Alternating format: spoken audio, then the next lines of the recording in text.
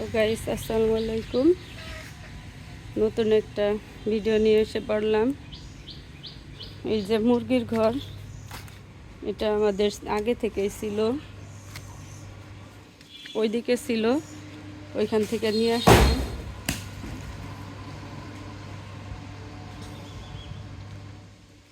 এইমাত্র গাছ থেকে একটা আম পড়লো, দেখেন কত বড় আম। আমটা অনেক টক, এটা খাওয়া যায় না, অনেক টক। এটা মুরগিকে দিয়ে দিব, মুরগিরে খাওয়ার জন্য।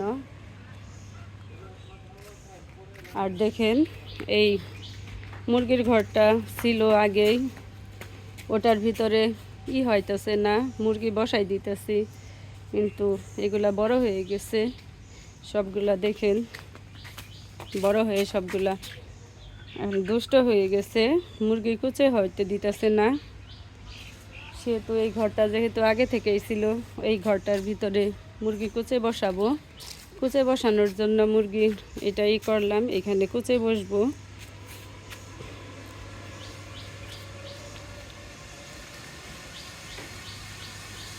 এটা এইখানে রাখলাম, কারণ এইখানে রাখলে, দূরে রাখলে, এটা যদি দূরে রাখতাম তাহলে বেজিয়ে ডিম খেয়ে ফেলার সম্ভাবনা আছে। এর আগে খাইছে, অনেক দিন আগে খাইছে, সেজন্য এটা মুরগি কুচের জন্য পারফেক্ট হবে।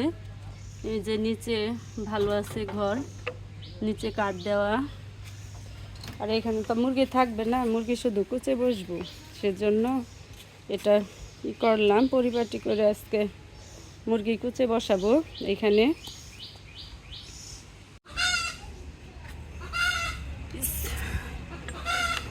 এই যে মুরগি এই বসে পড়ছে, বেরোয় পড়বো, মানে বসে থাক, ডিম আছে, মানে বয়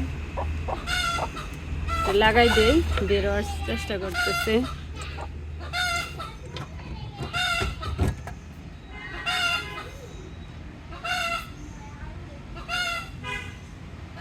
লাগাই দিলাম, কুচাটা বসাই দিলাম একটা, আরও বসাইতে হবো।